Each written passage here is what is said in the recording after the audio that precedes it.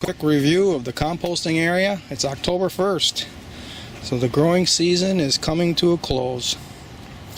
We still have tomatoes in here. These are the type that are used for salsa, not sauce. You can see I got slugs feasting on them. But I think I got a squirrel coming in here and they're nipping that off. The squirrel is at war with me. But I'll wash that off, put it in a windowsill. It'll ripen. I'll just put it right here for now. I don't see any other ones that are ripening. But there's such a thing as green tomato chutney. I can always do that. We got this bean plant. I had bean plants.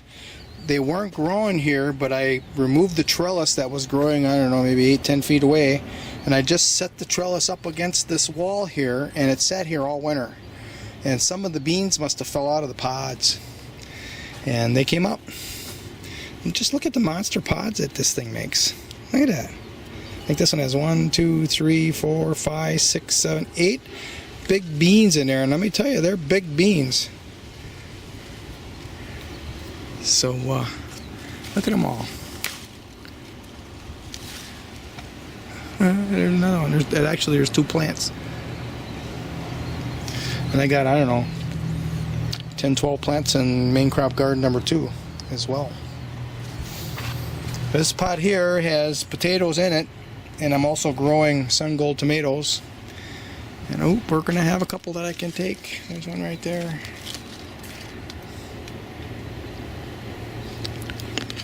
Another one up here. And so what? They split open. So the potatoes, other than that one pot, are all out here now. Look at these beautiful jalapenos. This plant has been attacked by slugs all year. It was under huge duress in the beginning, as it was just totally shaded out. As everything began to die back, look at, they just took right off. Growing me beautiful peppers. This is a special Italian hazelnut here. I actually mound layered it, the big plant that I have in the back, and I was able to separate 2 from the main mother tree, and it's growing. Look at that. Another pepper in there. Pine berries made it through the summer. Didn't have a big crop, but it was a yield.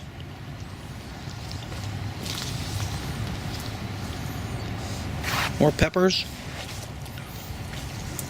We got 2 more little butternut squash left yet growing in here. Peppers and peppers and peppers, peppers. Peppers. I'm gonna have to make me a pepper with olive oil mixture for cooking with. Peppers, peppers, peppers. It's gonna start getting cold now, so I don't know how much longer that they're gonna actually grow peppers, but I'll leave them on there for a little while yet. See what happens. And look at the beautiful bulbs that the chira is growing. Just beautiful. I haven't eaten very many of them. I'm gonna have to start eating some more. There's a special way to cook them. I gotta look it up again. There's so much starch in them, you shouldn't eat them just fresh like this. Although I have, and I didn't die. And that is just one mass of bulbs. That was one plant. It hogged the sun. Okay. This is the main one right here. And all the rest of these that are growing up are all shoots.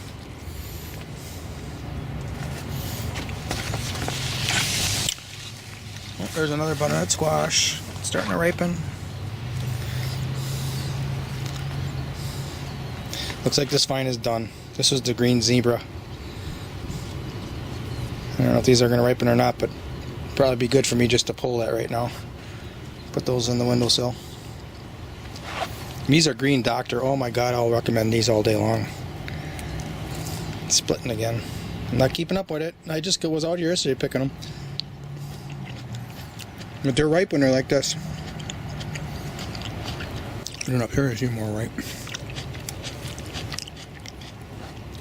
Beautiful, sweet tomatoes. And they grow, and they outgrow the wilt. Well, it's starting to catch up to them now. But whereas other things are dead, this is still giving life. The ones at the end don't have any wilt on it. So that means the rest of these tomatoes are probably going to get ripened. And then this probably won't. This might not. These bigger ones here, I think, well. Yeah, 3 weeks, yep. I've been coming through here and clipping off all the leaves that are wilting. Like, look at this. I missed that one. That's really bad. So that's what I mean. It's outgrown that. I've had a couple of them here that are gone because it was like 3 days and the whole plant was gone. That was a month ago already. So this one has beat that, and it's been just a terrible year for tomatoes because it's been humid, raining. I've never experienced humidity like this here.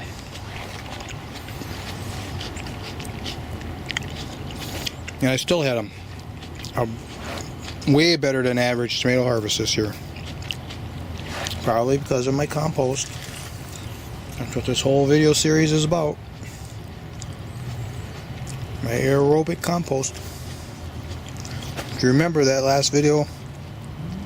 I think it was, I call it the 13th turn. I didn't even really turn it. I just distributed it into these beds and started planting it.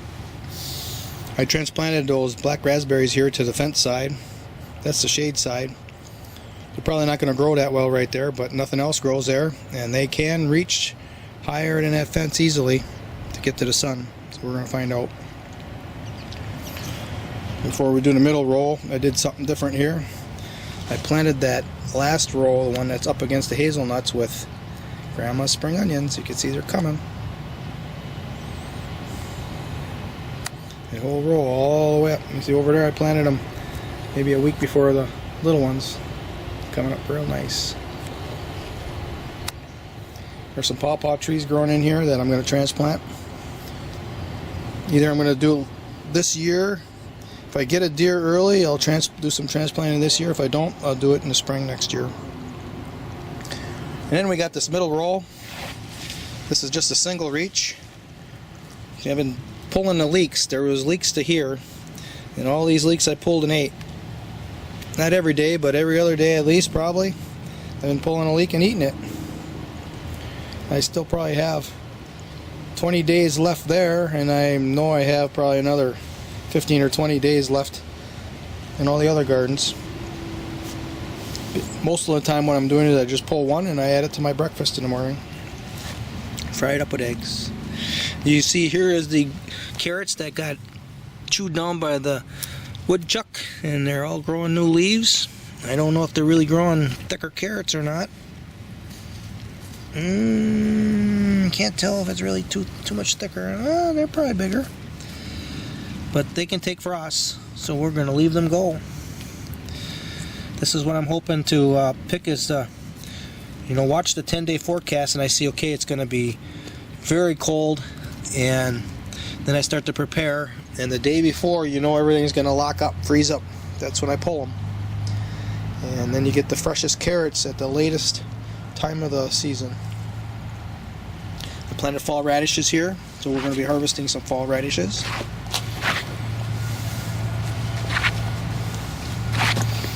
This one's pretty big here.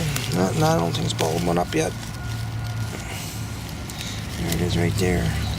Normally I put some soil around them, so I should probably get put some soil. I'll kind of stand them up like this, and then I'll fill that whole root area with soil.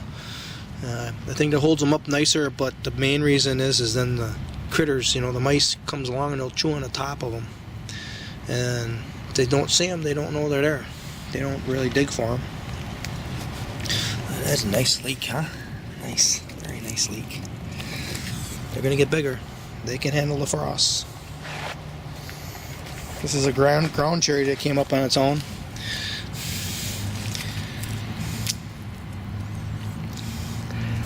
I didn't grow as many as last year. Not even close. But every time I come out here, I get to eat some. Last year I dehydrated some. Highly recommend that. This is a pile of tomatoes that came up on their own. I let them all grow together, see what happens. The harvests haven't been that great, but I'm getting a yield out of it. I didn't do anything. I'm not trimming them. I'm not doing anything. Not taking care of them at all. Just come in here, pick some tomatoes once in a while. That's kind of neat. But I think the spot would be better utilized in a more efficient way. And we got more peppers here. This is a cayenne right here. Oh, there's one right there. It's getting too much shade here with the achira. I had corn growing here too. So it was a really poor crop. I still obtained a yield. It was poor. So next year I won't put the achira right here to shade that. I think I'm going to make this side a single reach bed, and then I'll make the double reach over there where those tomatoes are. And if I plant achira and corn together again, which actually turned out to be a pretty good experiment, they won't be shading these boxes. The idea is, the tomatoes will grow up and get out into the sun because they're vines, but these peppers just don't grow that tall, so they can't outgrow the achira. And we need to leave sun in there if we're going to do that again. These tomatoes are real sweet too.